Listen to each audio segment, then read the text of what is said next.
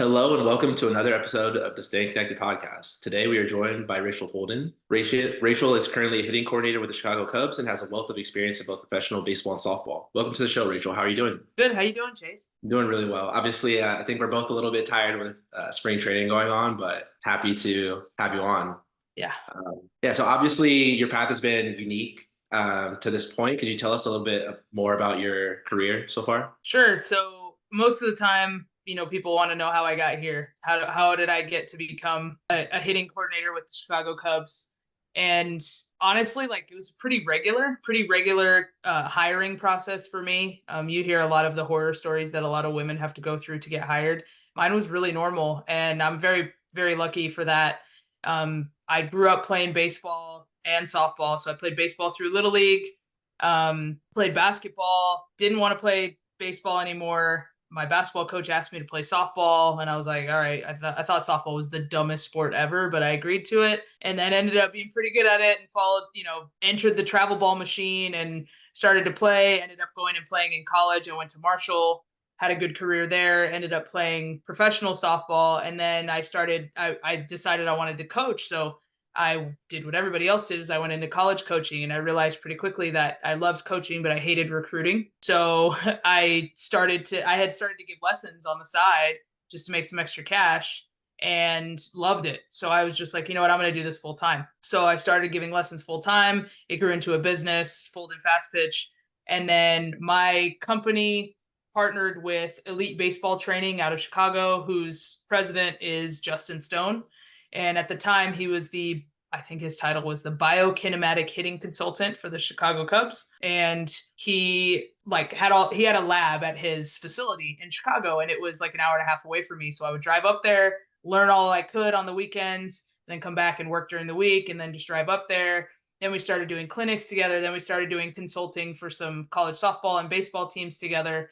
And then he got hired by the Cubs as the director of hitting, and he said, hey, we need minor league hitting coaches, and you're qualified to be a minor league hitting coach. You should apply for the position. So it's very normal hiring process that happens all the time. And so I applied for the position. I went through the entire interview process, which was really stressful, and then I ended up getting the job as the I was supposed to be the assistant hitting coach in Arizona. And then my first year got washed out by COVID. Second year, I had to go from being the assistant hitting coach to the head hitting coach in Arizona due to our staff member had I think his wife was really sick. So he decided that he took the year off.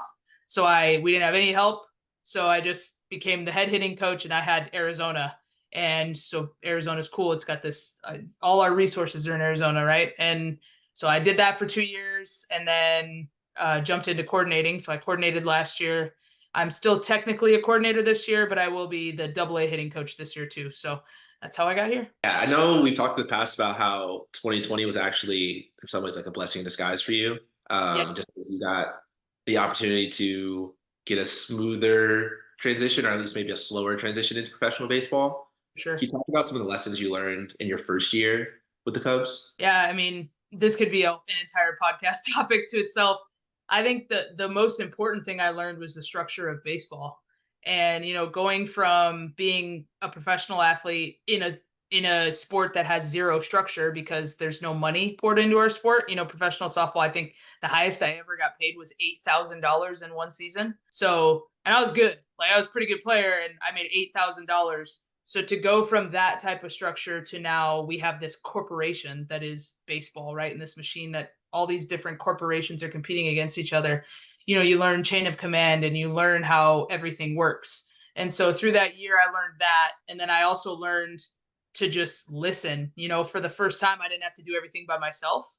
I had been my own boss. When you're a hitting coach or a college coach, you're kind of just like, it's you and two other people who are kind of like, collaborating for information. And I think now I had 10 people who have either played at the highest level or they've coached at the highest level. And I just have all these resources now that I could just use. So I had to learn, I needed that year to learn how to lean on other people, and I'm still learning that. It's still not something that comes naturally to me, but I needed that year to figure out that. And then just to figure out how the baseball world works. So that way I didn't come in as hot, because I did get 3 weeks on the field before COVID washed everything out. and we had our January instructs, and I was like, I remember that I like cringe thinking about it because I came in so hot because I'm used to like standing in my building, people walk in, they hand me money and they say, "Hey, coach my kid." So I immediately think as soon as the session starts, I'm coaching. And those 3 weeks taught me I needed to do a lot more listening than I did talking. And that's coaching too, right? Coaching is listening, but it's just a different environment. These players don't know me. They're not handing me money to coach them. They are skeptical, right, at first, and they're very protective over their careers, and they've heard 1,000 different voices to that point. So I had to really learn how to listen and how to, just kind of shut the heck up and get out of their way more than actually like being hands-on so much. Yeah, I think one of the big differences that I've noticed between like facility life and professional baseball life is that part where people talk about like, oh, it's so hard to get buy-in. It's like, well, yeah, like these people aren't paying us to coach them. I think that's a super underrated thing. I actually think I'm curious for you in your role last year as a rover and kind of being even further removed from that player coach connection.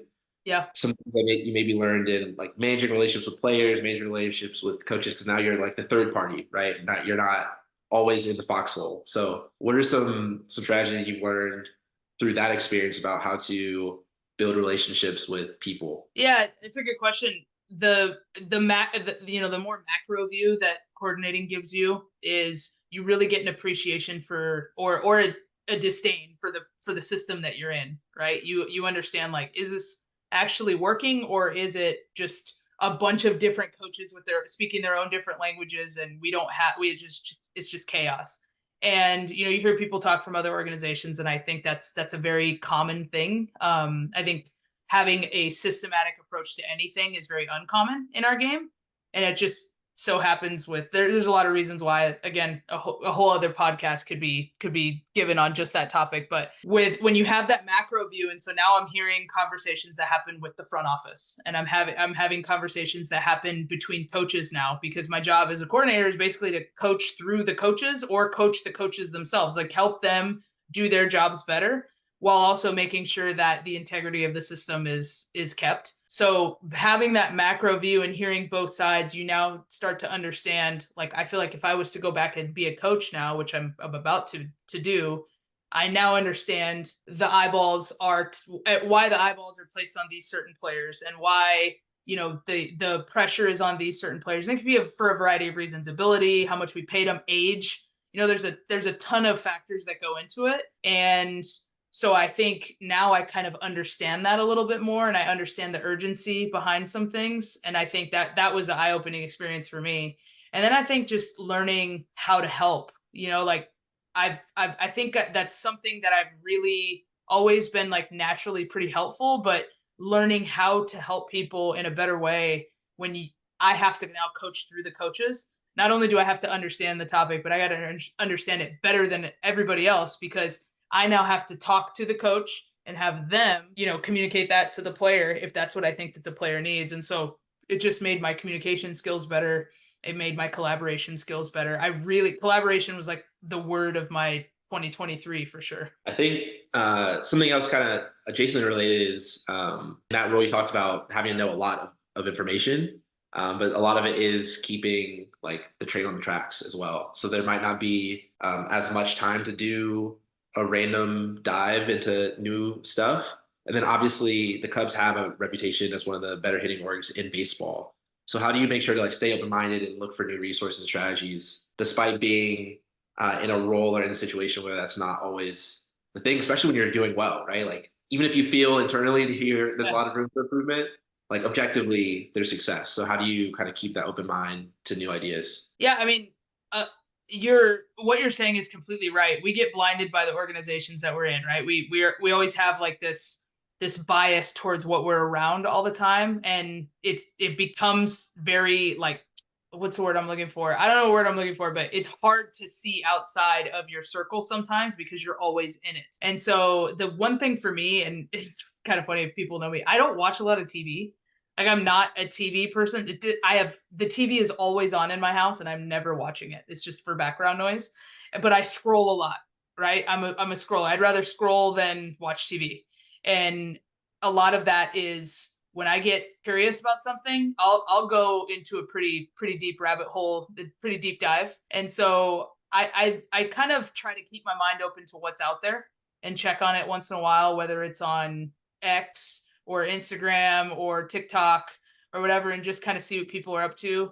And so, when you have something that's like brand new that comes out that everybody's talking about, and I have friends in the softball world and the baseball world, and there's something new and they're like, hey, what do you got on this? Like the motor preference experts, right? Like, what do you got on this? And it's like, well, right now, nothing, but I should probably go have something on it because we're going to have players that come in and they're all in on it. And I have to understand that. And so I think where a lot of my information comes from is either when I just get curious one night and I go down a deep dive, or if a player comes to me and asks me a question, those will spark some conversations and some curiosities as well. And the players, because we forget sometimes that the players have access to the same internet that we do. And sometimes we think that like they're only going to listen to us. And that's not how it works at all. We were using a farm board in the cage the other day, and a player was standing on it and he was intentionally kicking it back because he knew that's what he was supposed to do with it, right? And it's like, hold on, time out. Are you actually swinging, or are you just trying to kick the farm board out of the way? And he's like, well, isn't that what I'm supposed to do? And it's like, well, no. So I pulled all the hitting coaches that were there aside, and I was like, listen, this is a really good teachable moment for us. They watch this stuff. They know exactly what it's for. And we're dumb and naive to think that they're not, and that we're just going to put it under their foot. And it's going to be the first time they've ever seen it, the first time they've ever used it. Right. So a lot of times the players will come to me with things that'll spark my curiosity, and I'll tell them straight up, like, I have no idea what that is. And I'll go home and I'll come to them the next day. I'm like, hey, I checked it out, what you were talking about. And like, okay, like I understand what you're saying now. Can you tell me a little bit more about it? So a lot of those conversations come from the players. Gotcha. Yeah, I think to your point, like there's not only are they looking at stuff, but there's also actually going through the things that we're talking about. And at least for specifically us two, I think that's always a valuable perspective, because like I personally never got paid $1 million to play a sport and had millions of eyes on me. So I just will never understand that. Really leaning on not only our players, but our coaches that have been through that, I think is super important. Before we hopped on, we were actually talking about this a little bit too, of how players see stuff, but then also they model the behavior of other players, right? So how, to you, what is the importance of challenging practice, and what are some ways you use to get players to like buy into that, even though it's going to suck in the moment? Yeah, good question. And it's difficult. I think with every player, it's a little bit different.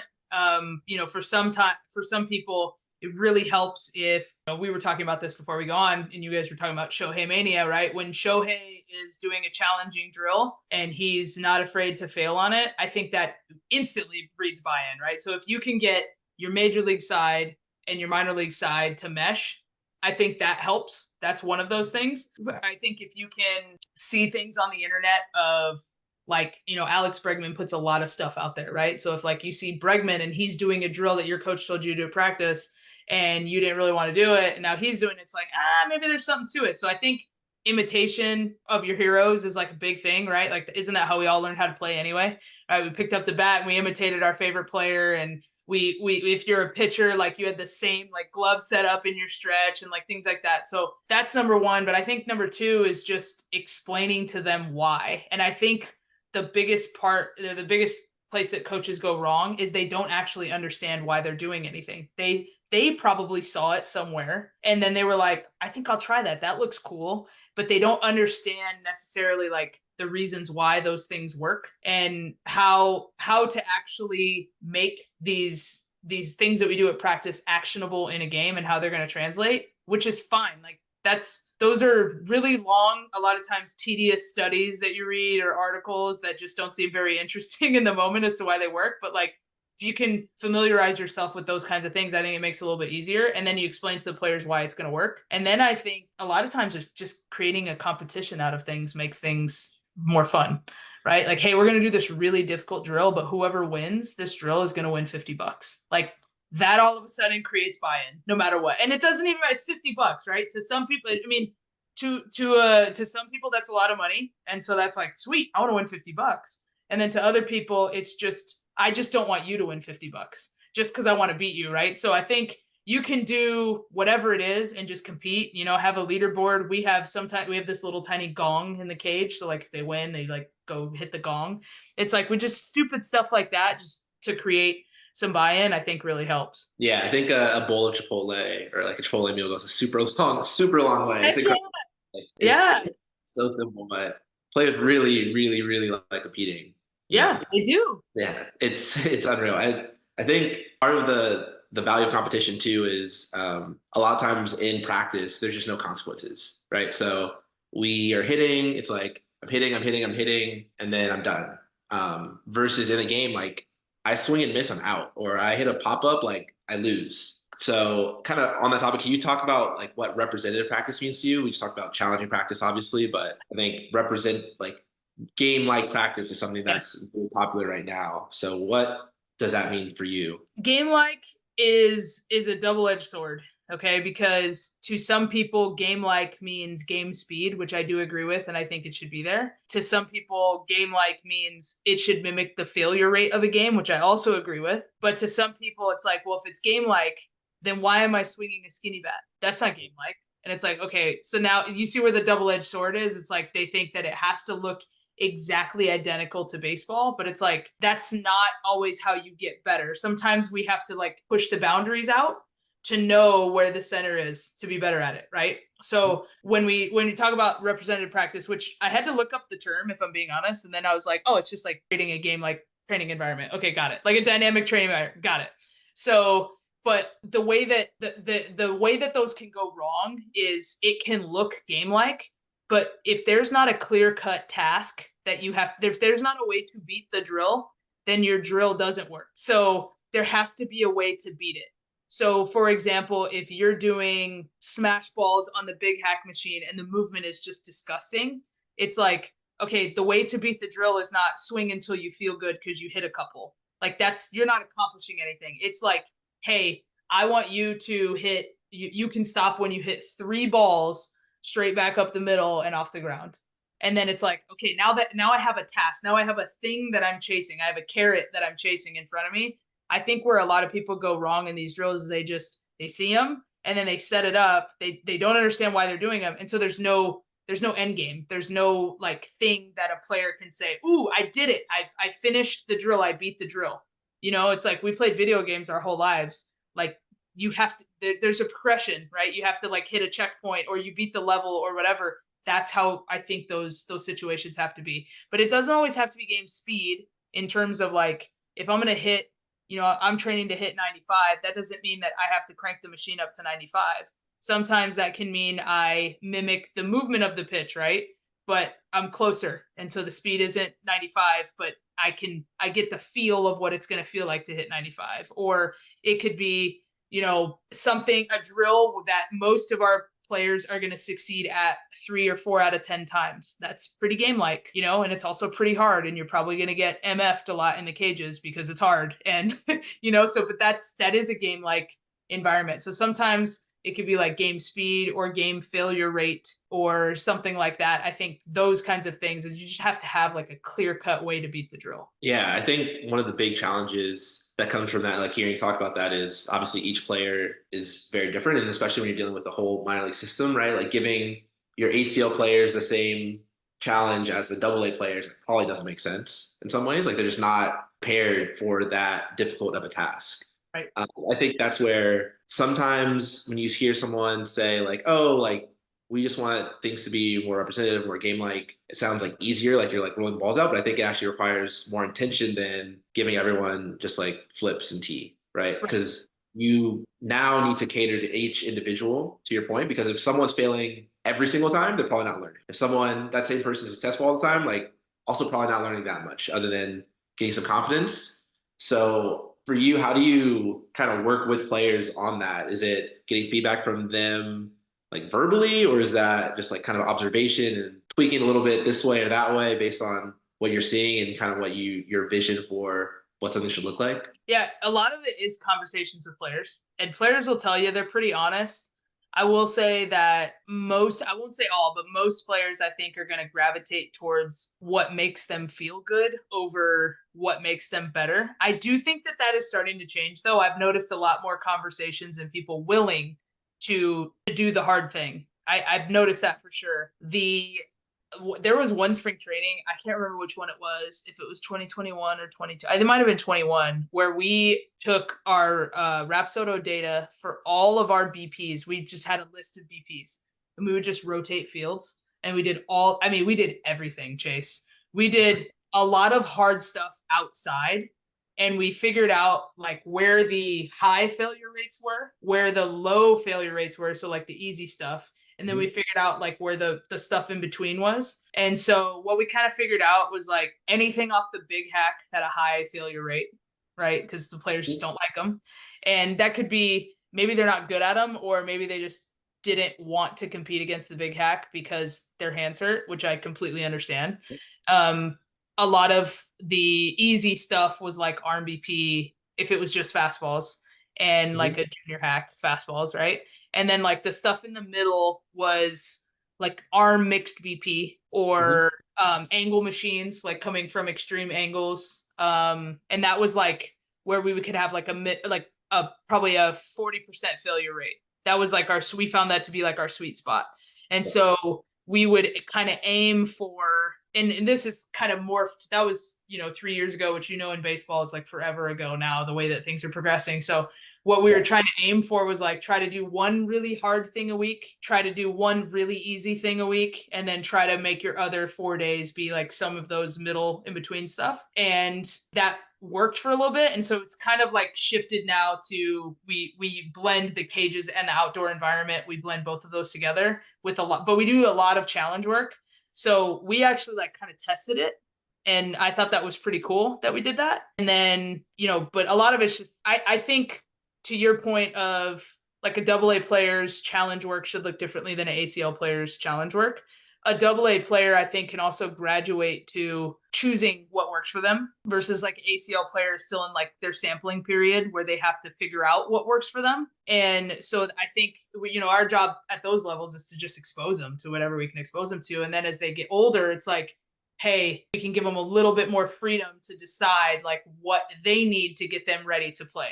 And I think that that's earned. I think that that's something that they graduate to, but it's like, yeah, you've graduated this, now you can go to this. And then there's some players, because if we give them if we throw too much at them too fast, then we're going to have to back off and it's going to feel like a demotion, right? So it's like, we might as well just start with like, let's see if you can graduate this, and then we'll go to this, and then we'll go to this. And that way that player always feels like they're progressing. So I think we're still dealing with a human and we're still dealing with a psyche, and we can pull it back and we're like, yeah, it's fine. But it's like, to that player, that's embarrassing. That's embarrassment is their overwhelming feeling, and disappointment and all of those things that they're feeling. So we have to be really, really specific with where we start players. I think that's a really important thing. And then we can always add, but it's really difficult to like start going guns blazing like I did when I first got hired, and then have to back it off and, repeat those things. And I think we always have to consider that we're coaching humans. For sure. I think that's something that I've really learned over the past couple of years, honestly, is that this is like a really, really long-term relationship that we're dealing with both players and staff. And so when you're starting with a 16, 17-year-old, right? Like, you're really trying to look for their best outcome when they're 23, 24, not when they're 17. And so part of that is them wanting to work with you and partner with you long-term, and not just, like you said, sometimes the failure rate might be higher because the guys are just giving up.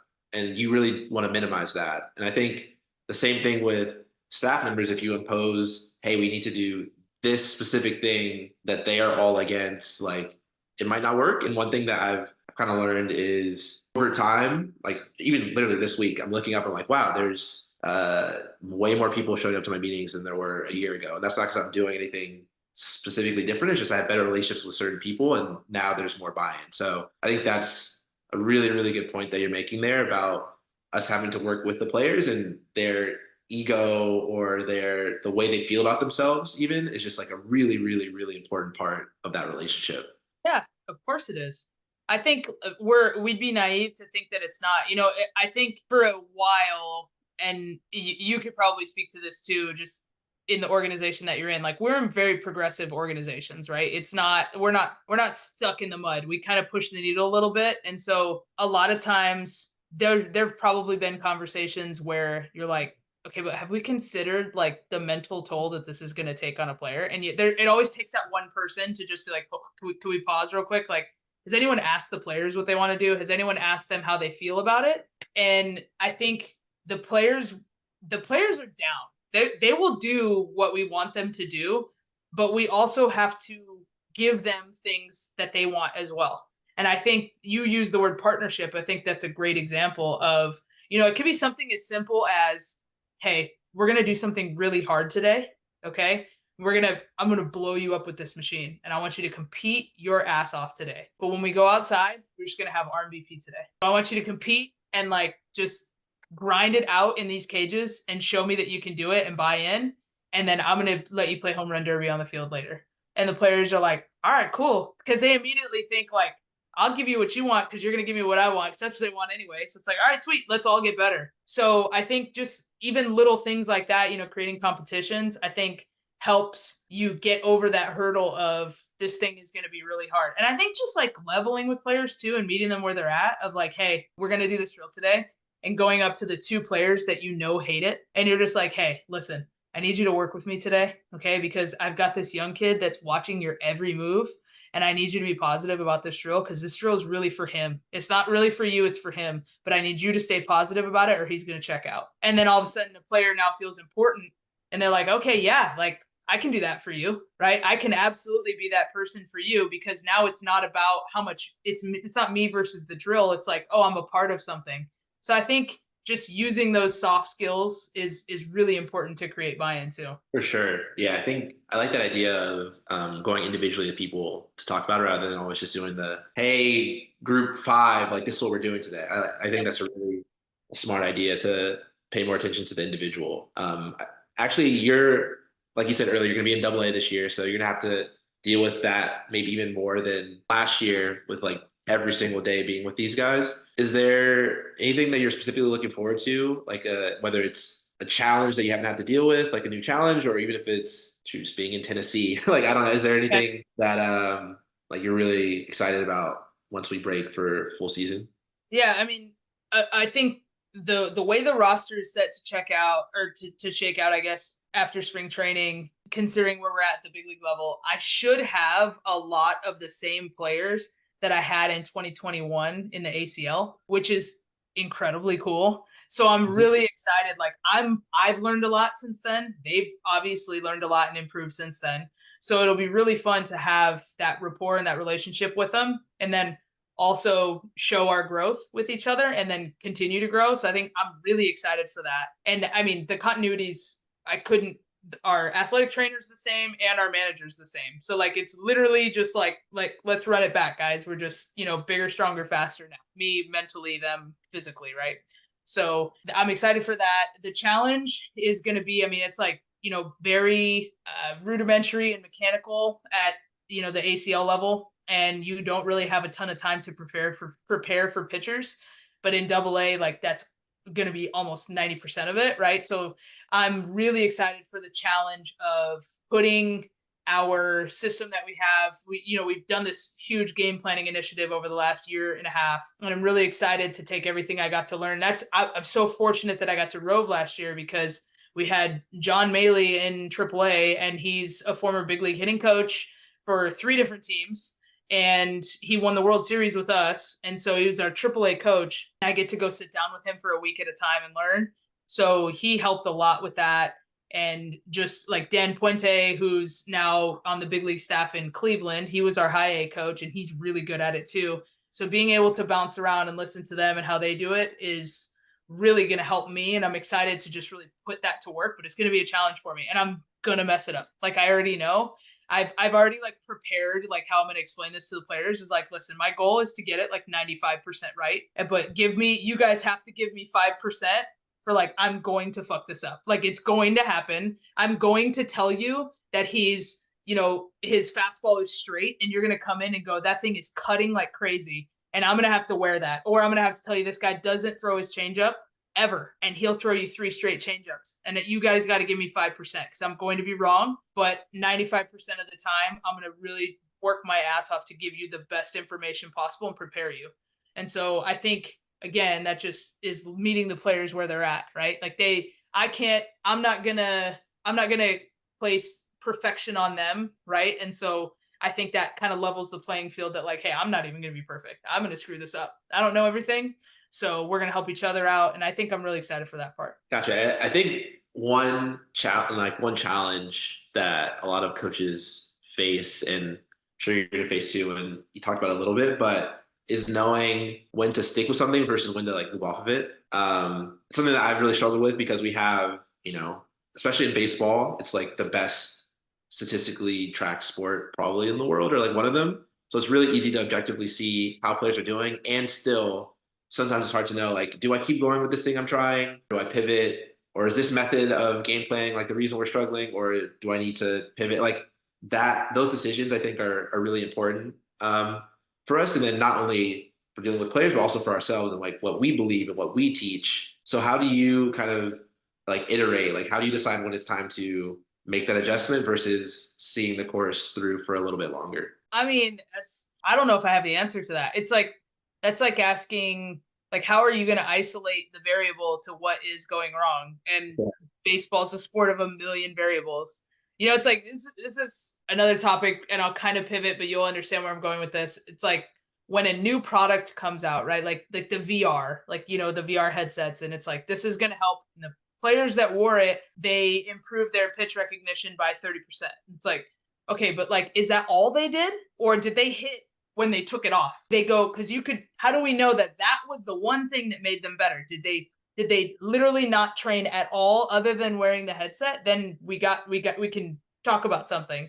But I'm sure that those players were also hitting in between, and they were also going to practice in between. And so they were probably just getting better for the sake of getting better. And then the headset, maybe it contributed to it, maybe it didn't, but it's really hard to isolate that as the one thing that helped improve their pitch recognition by 30%. It's the same thing with, if I have my advanced report meeting that I give before the game starts is, I think it's really good, but we suck at picking up pitchers and we suck at pitch selection. It's hard to know if it was the game planning that I'm doing, or if it's the training environment that we're setting up before the game, or if it's fatigue, or if it's there's so many things that it could be, right? And it's so hard to isolate that. I think that's really just a feel question. What the heck do you do? I don't know. What do you do? Yeah. No, I think I was going to say, I think the hardest thing about player development is that it really is like a black box in a lot of ways. Because even at an organization, like zooming out at an organization level, sometimes people are like, why are you guys good? Or why is this team good? And I'm like, I really couldn't tell you exactly what it is. Like, there's a lot of things. Like, our players eat good food. That might be part of it. Like, our scouts get really good players. That's a huge part of it. We have a lot of really smart people. I'm sure that's part of it. We have people that with a lot of experience. Like, there's so many different factors. I think for myself, that is part of the value, though, of having like KPIs or like key metrics that you always go towards, because those will kind of help you out along the process to know, like, okay, if this thing I've decided is important, or we know globally that this is an important thing for players to be good at, and this guy's struggling, like maybe it's time to pivot. When I think, like you said, it's just feel, but at least having some like objective measure what you're trying to improve or what you're working on, I think is super, super important. Otherwise you're shooting blind, right? Like if it's only measure of improvement is your eyes watching something, which is very important, obviously. Your eyes are important, but if that's the only measure, then it's going to be pretty difficult to make sure you're making progress rather than kind of going in a circle. So that's kind of what I say, but it is a really tough question. I was curious because I think people ask all the time things like that, like, why are you guys good? Or even just, when do you know to make a change with a player? And there is no definitive answer other than trying to, I think, track those things in the background of how they're doing. Yeah, I think sometimes you can kind of use like the transitive property, right? If like A is B and B is C, then A is C. So you can kind of look at a player that's like, okay, their bat path is good, right? But they are like way too far out on their front foot. And so they're really steep to the ball. And it's like, okay, well, if we keep the integrity of the bat path and we bring them back to center, we probably are going to have a swing that plays, right? So sometimes it's that easy. And it's like, okay, so I know I can explain that to the player and be like, here's a thing that you do really well. Your bat path is really good, which honestly is like really hard to teach. It's like kind of an innate thing, right?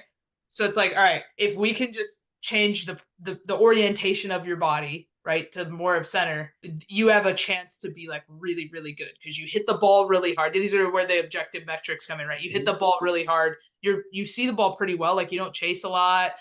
You're on time. Like if we can just bring you back to center, like now you're actually going to hit the ball like more. It's going to be really hard, but it's going to be in the air more. And we know that place, right? Because we have KPIs that tell us that. So sometimes it's that easy, but other times it's like so-and-so can't hit the curveball. He cannot see spin. Like, what do you do? Like, how do I know? Okay, so I'm going to expose him to more spin. Well, that doesn't work. Okay. I'm going to teach him to sit on a slider. That doesn't work.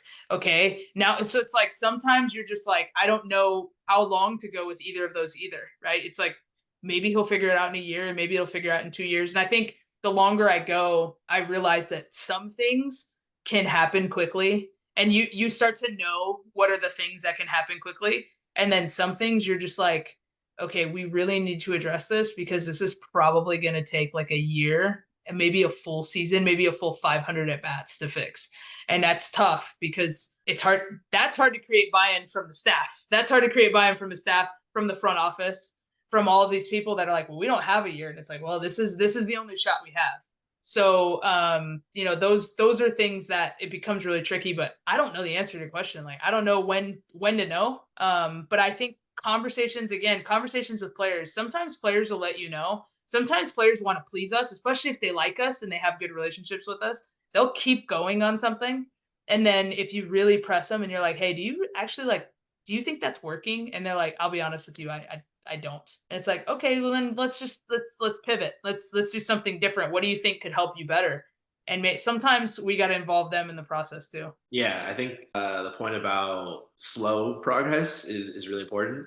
It's really difficult to see compounding value really in a lot of things that we do. And so when you make, maybe your daily practice environment is like 1% better in a way that you could really say is meaningless, but you know that over the course of a year is going to pay dividends, or whatever it is, whether it's the way you talk to players or all these other things. I think buy into those things that are mostly theoretical because it's not as easy as saying like, hey, okay, we're gonna do this drill and I know this is gonna affect your body in this way. Like there's a lot of things, and I think play discipline and contact are two of those things where you can't say like, okay, I can see your improvement. Like you can't. You're just hoping that in August you look up and it's like, oh wow, like you're making more contact, or oh wow, you're like chasing less, whatever it may be. Those things are really, really difficult, and especially for younger players sometimes, because they just haven't been through the grind of a full season yet. So it's hard to understand how what you're doing in April is going to affect what you're doing in August, especially with they probably like if you've gotten to a certain level, especially at the lower levels, like you've probably been successful your whole life. And so now you're struggling for the first time, and you almost want to look for that quicker fix, even though, as you said, it's not going to be the quick fix this time. Like this is a longer term project. So Yep. yeah, involving players on that journey too is really important so that they understand the why, and that helps for the longer term buy-in. Yeah. Like you said. Yeah. I agree. A couple more questions, but one of them that I have for you is like, where do you recommend that someone that is interested in getting into baseball or hitting specifically, where do you recommend that they look? Like, so you talked about some of the public resources you look into, whether it's just on social media, or maybe it is just, hey, dive deep on social media and kind of figure out what you think. Are there any places that you like to look or recommend for people to look? Yeah, when I was kind of early on in my professional baseball coaching career, but pretty well along in my lesson business, I guess. A lot of it was on Twitter, which is now X. I would say a lot of it now would be on like Instagram, probably. There's some stuff on TikTok too. Where I got the most value was when I would see something that made me a little uncomfortable, not in like in a what the heck are they doing way. But sometimes like what the heck are they doing? Hold on, I need to see if this person has more stuff, and then I would go look at it. But like if it seemed like they knew what they were talking about in a way that like if I was in a room with them, it would seem like it was over my head, uncomfortable, I would reach out to those people and I would just be like, hey, can we have a conversation? Like, I want to know more about this and how you got here. And I did that early on in my career. And it really helped me, just get used to like getting comfortable with, I don't know everything. I mean, like I said before, I was a really good player, really good. Okay. So I could very easily have, and I did this for years, I could very easily have just said, well, I know how to play. So if you just play like I played, clearly I did it. So like, you should just play like I played. I could easily do that, but I started to notice that I'm like, okay, I was a really good player and I'm listening to these coaches talk and I'm like, I don't have any idea what they're talking about. And maybe it's a good thing because I was like, all right, I want to know more. Maybe that was a personality thing where I said, all right, that's good. But I can see where that would turn a lot of people off of like making it way too complicated. Because in reality, the sport was easier for me than it was for other people. That's why I was successful at it. So, but I didn't, and I wanted to be good at that too. I was like, hold on, I was a good player, but now I want to be a good coach and I want to be good at that. I want to be good at what you're good at. So can you teach me what you're good at? And I think that growth mindset sparked some really cool conversations. And these are people that I still am in contact with, and they've really just like completely changed my mind. But I think that's where a lot of people mess up is they look at it on the internet, they follow it, they don't ask questions, and then they make up their mind either way. Like this is everything, this is the answer, or this is never going to work and this is terrible. And it's like, just ask questions, and maybe you might learn some things along how they got here, right? And you might learn that everything's a tool, right? Everything's a good tool and everything's a bad tool. It just depends on who is being prescribed the thing for, right? It's like medicine. Some medicine is really healthy for people and some medicine could kill other people. But it's all about how it's being prescribed to each individual. So I think that's how we have to approach these things is like, okay, that works for some people. I want to know who it works for, and I want to know why this person came to the conclusion that it works, and understand that like there's a variety of reasons as to why these products come about, but just ask questions. I wish that more people would just reach out and ask questions. I think they're afraid to. I noticed this. You probably get this too when people reach out to you. Is it's like the first line in every email is, "I know you're extremely busy," but it's like, so they're already telling you that like, this is really uncomfortable for me to send it. It's like, I actually really enjoy talking about what I do for a living. I love it. I love talking about, I love, if I could help in any way, I love it. Am I busy? Sure. I'm no busier than you. Like, so I think a lot of people are just afraid to just make that initial encounter. And I wish you just ask questions. Yeah, two things I really like from that. To your last point, like people generally like sharing about themselves. Like that's just a general human 100%. trait. Like, talking Yeah. about yourself, pumping yourself up is what we all in some ways like to do. And Yeah. so asking people to share about themselves, like they're almost going to invariably say yes, because also that's you recognizing in some ways that this person has something that might be of value to you or might be interesting to you. So I second that like fully. And then going back to something you said earlier as well, I think like there's this term called acculturation that people talk about, but we can only know what we've experienced. And so your experience as a player, right, is it was. But thinking that you've experienced everything that there is or all the best ways to do things is like a crazy amount of hubris to me. Yeah. And even though I think as coaches, as athletes, as whatever, we need to have like, you need to have enough confidence that like what I'm doing is going to work. Otherwise, players just won't buy in. You yourself won't buy in. Like that's important too. You need to be really convicted that, hey, like this thing I'm going to do right now is going to help you out. But if it doesn't, obviously I'm going to pivot. But keeping that mindset or just like taking a step back, it's like, okay, wait, I've had my experience, even if it's shoot 20 years as a player or whatever, Yeah. there's still things I haven't experienced. And so always being on the lookout for more, I think is really, really good.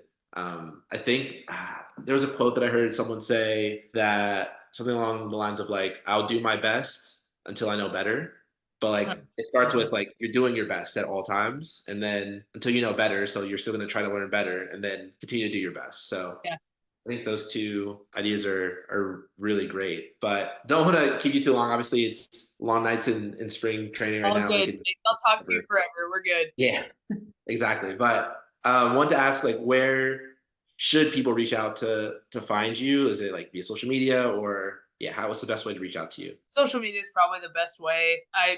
Emails I'll open and then they'll get lost. Social media is a little bit easier. I think like a lot of people reach out to me like in the Instagram DMs or like I get a lot of like because my Facebook and Instagram are I don't even use Facebook anymore, but they're linked. So I get a lot of like Facebook Messenger, whatever's. Twitter's fine, or X. Anything that's like, I have a thing about notifications, so I open everything. Like, you will never look at my phone and see like a number bigger than like 3 on the little red numbers. I like, as soon as they come, I like have to open them. It's like an obsessive thing about me. So I'll see them all.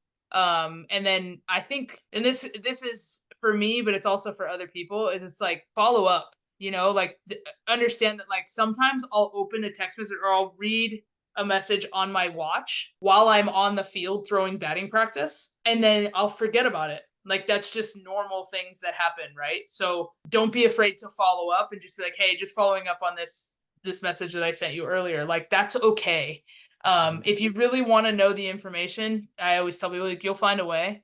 Yeah, I think that's probably the best way. And like, if we want to set up a phone call, set up a phone call. I do all these things. I do all the podcasts, all the interviews, I try to do them all, because I know that like it's very important to me to grow the game. Like, it's very, very important to me.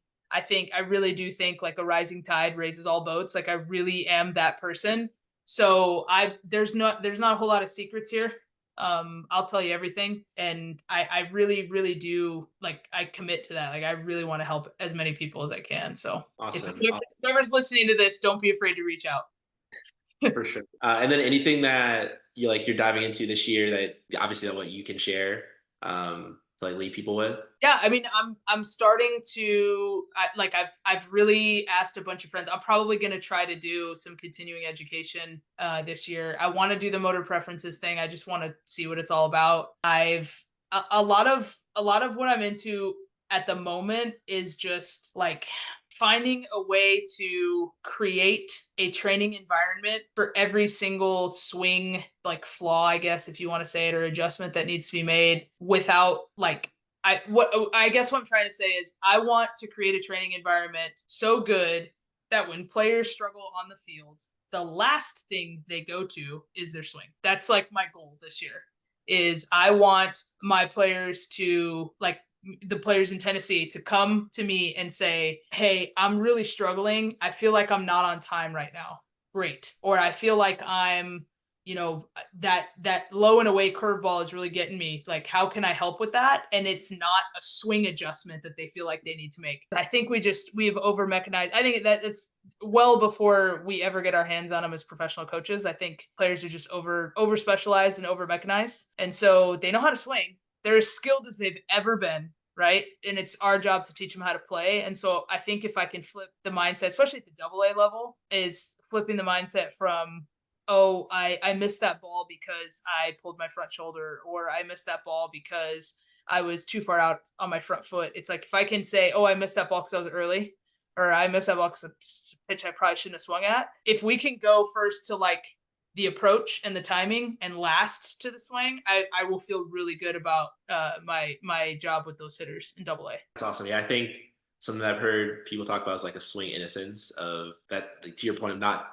going to that first. Just, I think it's slightly underrated how there's a lot of really good players that don't really know, like, couldn't break down exactly what they're doing and why. And so to that point, like, we don't actually need our players to be able to fully break down their own swings. Obviously, it's helpful if a guy's curious and like he wants to know something, of course, right? But it's not really necessary to understand, like, know what you like, why you were good. Like, I mean, I wasn't that good in college, but like the times in baseball when I was good, I had no idea why I was good. I was just playing baseball, right? Yeah. I think most guys that are actually good, like, even if they say they know their swing or they know what they're doing, they might know a routine that helps them get locked in, but they couldn't actually really break it down for you. And that's okay. That's completely okay. Totally fine. I think that's honestly a great note to lead this on, just that idea of play. And as you said, being a steward for the game, hoping to grow the game. And at the end of the day, it really is just like stickball. Like I tell you all the time, my job is stickball. So keeping that innocence is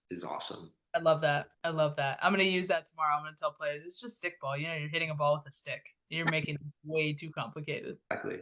But yeah, thank you so much, Rachel, for joining us. And thank you for everyone for listening. And tune in soon for the next episode of Staying Connected.